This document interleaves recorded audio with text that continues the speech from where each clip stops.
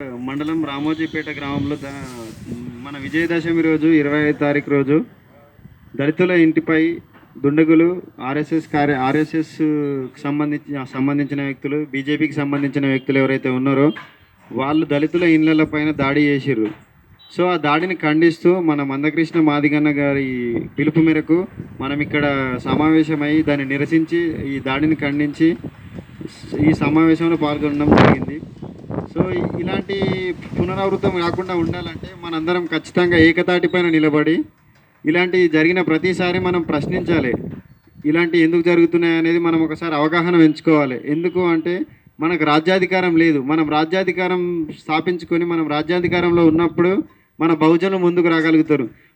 ఇప్పుడు మనం చూసినట్టయితే రీసెంట్గా ఒక బిల్ వచ్చింది, ఏది మన యూనివర్సిటీ బిల్ వచ్చింది. అది ప్రైవేటీకరణ చేద్దామని చెప్పని సబితా ఇందారెడ్డి విద్యాశాఖ మంత్రి గారు చెప్పడం జరిగింది. సో దాంట్లో మనకు చాలామందికి అర్థం కాదు. విద్యాశాఖకు సంబంధించిన ఇప్పుడు ఎవరైతే విద్యావంతులు ఉన్నారో వాళ్ళకు మాత్రమే ఈ విషయం అర్థమవుతుంది. ఎందుకంటే దీంట్లో ఉన్న లొసుగులు తెలుసుకోవాలంటే మనం ముందు విద్యావంతులు కావాలి. విద్యావంతులు కాకపోయేసరికి ఇది చదువుకు సంబంధించింది కదా, మా పిల్లలకు మంచిగా జరుగుతుంది కదా, మా పిల్లలకు ప్రైవేటీకరణ అంటే విద్య అందుతుంది కదా అనే ఒక మూఢనమ్మకాల లోపల, ఒక అపోహ లోపల మన తల్లిదండ్రులు ఉంటున్నారు. సో దీంట్లో ఉన్నటువంటి లొసుగులు మనం తెలుసుకోవాలి. ఫస్ట్ ఆఫ్ ఆల్ ఇక్కడ ఏం జరుగుతున్నదంటే మీకు విద్య అందరికీ అందిస్తాం, అందరికీ సమాన హక్కులు కల్పిస్తాం, అందరికీ రిజర్వేషన్లు ఇస్తాం అందులో కూడా అని చెప్పని అంటున్నారు. ఆల్రెడీ నేను ఈ సందర్భంగా ఒకసారి ప్రశ్నించాలనుకుంటున్నా.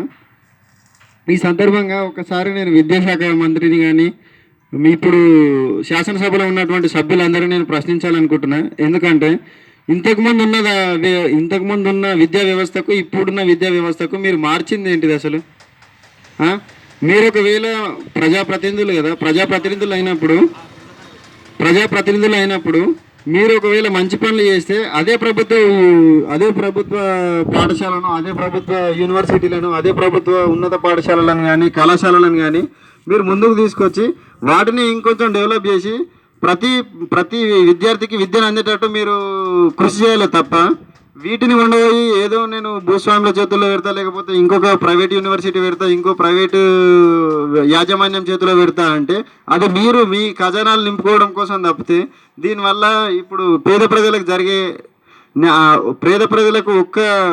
ప్రజలకు న్యాయం జరుగుతుంది అనేది మీరు ఎట్లా ఆలోచించారనేది నాకు అర్థమవుతలేదు.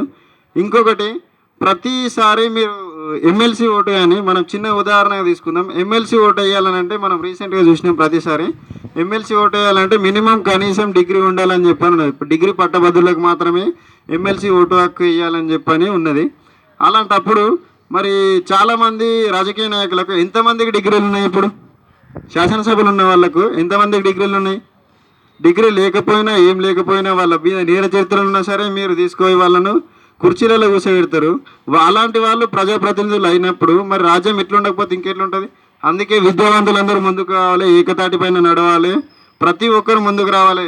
ఏదైనా జరిగినప్పుడు ప్రశ్నించాలి, ముందుకు రావాలి, అందరూ ఏకతాటి పైన ఉండాలి.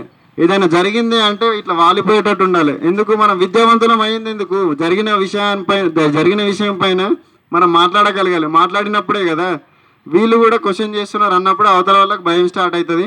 సో మీరు ఈ విషయాలన్నీ గ్రహించాలి. విద్యార్థులు ఎవరైతే ఉన్నారో నా వరకు రాలేదు కదా, నా ఇంటికి కాలేదు కదా అన్న ఒక అపోహలు ఉండకుండా ఎవరికి జరిగినా నా జాతికి జరిగింది, లేకపోతే నా తమ్మునికి జరిగింది, నా అన్నకి జరిగింది అనే ఒక ఉద్దేశంతో మీరు బయటకు వచ్చి ప్రతి విషయం పట్ల పోరాడాలి. పోరాట పటిమ అనేది చిన్నప్పటి నుంచి నేర్చుకోవాలి. అది మధ్యలో ఎవరో వచ్చి చెప్తే రాదు. ఖచ్చితంగా పోరాట పటిమ ప్రతి ఒక్క మనిషికి అవసరం. ఒక చిన్న ఎగ్జాంపుల్ చెప్పాలనుకుంటున్నా ఈ సందర్భంగా. ఒక పిల్లినైనా సరే ఒక గదిలేసి కొడితే అదే తిరగబడుతుందని అంటారు. మనం పిల్లల కంటే అధ్వానమా? ఇప్పుడు ఉన్న వాళ్ళు అందరూ, ఇప్పుడు విద్యావంతులు అయితే ఎవరైతే ఉన్నారో మనం పిల్లల కంటే అధ్వానమా? ఇంకొకటి ఏంటిదంటే రాజ్యాంగం ఉన్నటువంటి కాలంలో ఎప్పుడైతే మనకు 1947 అంతకంటే క్రితం కాలంలో బ్రిటిష్ వాళ్ళు మన పరిపాలించేటోళ్ళు. ఆ టైంలో ఈ మన మాదిగలన్న కానీ మన ఎస్సీ ఎస్టీ ఎవరైతే బహుజనులు ఉన్నారో వీళ్ళందరినీ ఒక చిన్న చూపు చూసేటోళ్ళు. మూతికి ముంత ముడ్డికి తాటాకు కట్టి నడిపించిన రోజులు ఉన్నాయి. వాళ్ళు నడిచిన దారిలో మేము నడిస్తే మా కాళ్ళు మైలవాడిపోతాయి, మేము మైలవాడిపోతాము అని చెప్పని అలాంటి చేసిన వాళ్ళు. సో అలాంటి వాళ్ళకి కూడా కరెక్ట్ హక్కు కల్పించింది ఎవరు? భారత నిర్మాత, రాజ్యాంగ నిర్మాత బాబాసాహెబ్ అంబేద్కర్ గారు. అదే నువ్వు మనం ఎక్కడ పోయి చూసినా కానీ ఓన్లీ మన ఎస్సీ వాడ లోపల మాత్రమే అంబేద్కర్ విగ్రహం కనిపిస్తుంది తప్పే వేరే ప్లేస్లలో ఎక్కడ నేను ఇప్పటి వరకు అంబేద్కర్ విగ్రహం చూసిన దాఖలాలు లేవు. ఒక్కసారి వాళ్ళకి సిగ్గుంటే ఒక్కసారి మీరు గుండెల పైన చేసుకొని చెప్పండి, మీరు హాయిగా నిద్రపోతున్నారంటే అది అంబేద్కర్ పెట్టిన భిక్ష అని నేను 100% చెప్తా.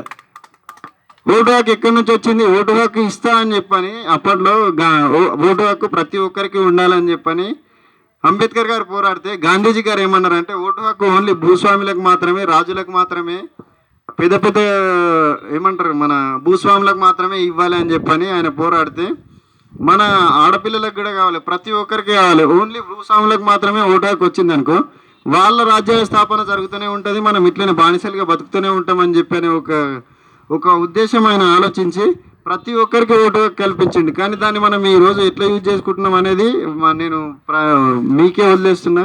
ఒకసారి మీరు దాన్ని ఆలోచించుకోండి. మీరు చదువుకున్న దానికి మీరు చేస్తున్న పనులకి ఏమైనా పొంతనుందా అనేది మీరు ఒకసారి గ్రహించాలి. ఏదైనా సరే ప్రతిసారి సమాజంలో జరిగిన దాన్ని ప్రశ్నించాలి, బయటికి రావాలి. అలాంటప్పుడే మా బహుజన స్థాపన అనేది జరుగుతుంది. మనలాంటి వాళ్ళు రాజ్యాధికారంలోకి వస్తారు. మనం రాజ్యాధికారంలోకి వస్తే తప్పితే మనం ఏం చేయలేము. ఇలా పోరాడడం తప్పుడే, ఇలా పోరాడి రాజ్యాధికారం సాధించుకోవడం మన ధ్యేయంగా ముందుకెళ్ళాలి. ఇంకొకటి, మనం దళితులపైన ప్రతిసారి దాడి చేసిన ప్రతిసారి మనం మాత్రమే మాట్లాడుతున్నాం కానీ శాసనసభలో ఉన్నటువంటి వ్యక్తులు కానీ లేకపోతే ఇంకా ప్రజాప్రతినిధులు కానీ ఒక సీఎం కానీ ఒక పిఎం కానీ ఎవరైనా ఈ విషయం పట్ల మాట్లాడిర్రా ఇప్పటి వరకు?